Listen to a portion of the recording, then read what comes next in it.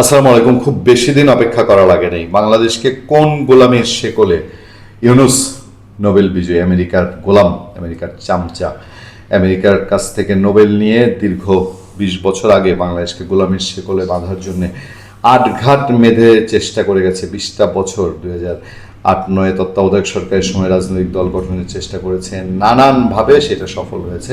24-এর meticulous ডিজাইনে শেখ হাসিনার পতনের মধ্য দিয়ে এবং শেষ তক ক্ষমতা ছাড়ার আগ মুহূর্তে নাকের আগায় দম রেখে আমেরিকার সাথে শেষ পর্যন্ত কি গোলামির চুক্তি করে গেছে। বাংলাদেশের মানুষ তেল পাবে না, গ্যাস পাবে না, সেই তেল গ্যাস কোত্থেকে আনবে সেটার জন্য আমেরিকার দিকে তাকায় থাকতে হবে, আমেরিকার অনুমতি লাগবে। ভারত আমাদের পাশের দেশ, তার প্রয়োজন হলে তার চাহিদা মতো সে রাশিয়া থেকে তেল নিচ্ছে, সে ইরান থেকে তেল নিচ্ছে, অল্প দামে যেখানে পায় সেখান থেকে তেল নিচ্ছে। আর বাংলাদেশের সেই বিপদের দিনে তেল আনতে হলে আমেরিকার অনুমতি লাগবে। তাহলে আমরা সেই ব্রিটিশ গোলামি থেকে বের হয়ে এসেছিলাম কেন? ব্রিটিশ গোলামি তো অনেক ভালো ছিল। ব্রিটিশ গোলামি, ব্রিটিশ শাসন বাংলাদেশে অনেক কিছুই দিয়ে গেছে যেগুলো এই উপমহাদেশে চালু হতে আরো 1000 বছর লাগতো। তো আমেরিকার গোলামি করার জন্য ব্রিটিশ গোলামি থেকে বের হয়েছিলাম। আপনারা খেয়াল করে দেখেন কি খবর শেষ পর্যন্ত, যে রাশিয়া থেকে তেল কেনার ক্ষেত্রে যুক্তরাষ্ট্রের কাছ থেকে বিশেষ অনুমতি বা অস্থায়ী ছাড় ওয়েভার চেয়েছে বাংলাদেশ। কি ন্যাক্কারজনক, ধিক্কারজনক। বাংলাদেশকে আমেরিকার অনুমতি নিতে হবে রাশিয়া থেকে তেল কেনার জন্য।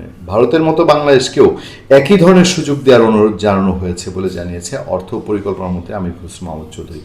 ভারত আমেরিকার কাছে এই সাহায্য চায়নি, ভারত নিজের মতো করে রাশিয়া থেকে আনছে। আমাদের সোশ্যাল মিডিয়ায় যারা অ্যাক্টিভ তাদের মধ্যে দেখেন গোলাম মাওলা রনি, বাংলাদেশের অন্যতম একজন রাজনৈতিক বিশ্লেষক, আলোচক, তিনি একটা পোস্ট দিয়েছেন, সবে তো শুরু, আর কিছুদিন পরে বিয়ে শাদী, দাফন কাফন, গান বাজনার জন্য কার অনুমতি নিতে হয় তা আল্লাহই জানেন। আমাদের নোবেল মিয়া এমন বাত্তি জ্বালায়া গেছেন তা নিভানোর জন্য আমরা কই যাব। ডেলি স্টারের ক্যাপশন দেওয়া হয়েছে যে এখানে যে রাশিয়া থেকে তেল কিনতে যুক্তরাষ্ট্রের অনুমতি চাইল বাংলাদেশ। তো সত্যিকার অর্থে কয়েকদিন পরে আপনার ছেলে সুন্নতে খতনা করার জন্য আমেরিকার ডোনাল্ড ট্রাম্পের অনুমতি লাগে কিনা? আমরা বাতি জ্বালাইতে পারবো না, আমাদের গাড়ি চলবে না, বিদ্যুৎ পাবো না, গ্যাস পাবো না, এইটার জন্য তেল আনবো কোত্থেকে? সেটার জন্য আমেরিকার কাছ থেকে আমাদের অনুমতি নিতে হবে। এর চেয়ে লজ্জাজনক, ধিক্কারজনক আর কিছু হতে পারে? মানে এই সিচুয়েশনটা ইউনুস করে গেছে, এবং যেটা ইউনুসের নিরাপত্তা উপদেষ্টা, যিনি এখন পররাষ্ট্রমন্ত্রী, তিনি ফাঁস করে দিয়েছেন যে এই অনুমতি নেওয়া যে সিস্টেমটা চালু করে যাচ্ছে এটার জন্য বিএনপি এবং জামাতে ইসলামের সাথে আলাপ করা হয়েছে, তারা সম্মতি দিয়েছে। তাহলে এই ভাগবাটোয়ারার সংসদ, ভাগবাটোয়ারার সরকার, ভাগবাটোয়ারা নির্বাচন, সেখানে আমাদের এগুলোই তিলে তিলে দেখতে হবে।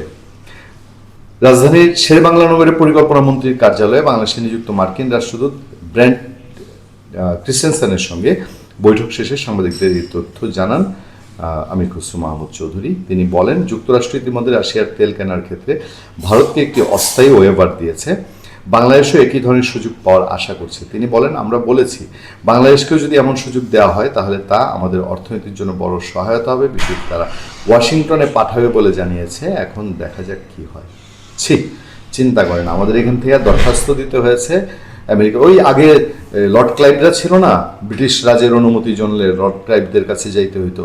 এখন লর্ড ক্লাইভের জায়গায় স্টিভেনসনের কাছে আবেদন জমা হয়েছে, সেই আবেদন যাবে বড় হুজুরের কাছে।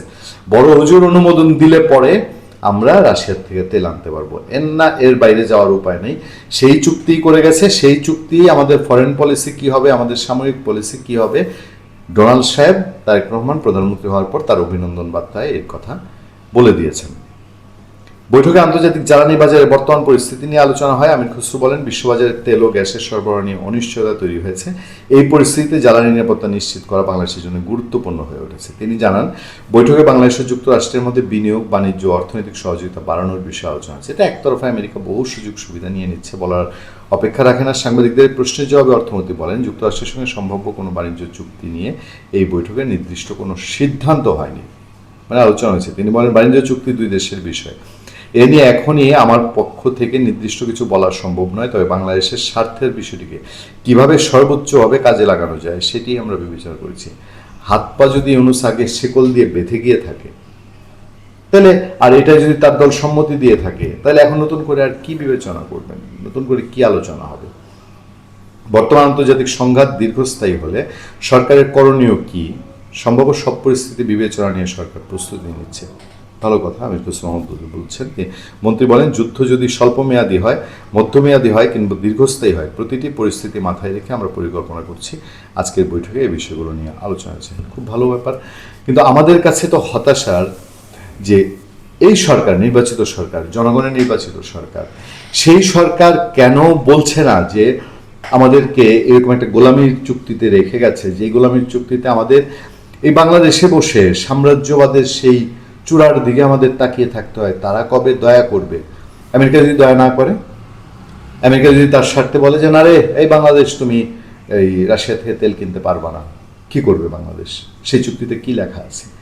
এগুলো কি জনগণের সামনে প্রকাশ হয়েছে? এই যে পার্লামেন্ট বসতে যাচ্ছে রাত পোহালি, সেই পার্লামেন্টে কি এই বিষয়গুলো উত্থাপিত হবে? আমরা এই প্রশ্নগুলো তুলতে পারি না? এসবের উত্তর খুব সহজে পাওয়া যাবে না, এটা বোঝা যায়। অলরেডি 1 মাসে, গভর্নমেন্টের প্রায় 1 মাস হয়ে যাবে আর কিছুদিন পরে। মোটামুটি ধরে নেওয়া যাচ্ছে যে আগের যে ট্র্যাডিশনে যা যা ঘটে গেছে, সরকারের ভেতর থেকে হোক, সরকারি দল যারা, তারা ইলেকশনে আগে হোক, এমনকি কোনো মুসলেখা দিয়ে এসছেন যে ইউনূস যে চুক্তি করেছে সেই চুক্তির মধ্যেই তাকে থাকতে হবে। ভালো থাকবেন, সুস্থ থাকবেন। আপনার সাথে আমি আতিক রহমান, পূর্ণিয়া।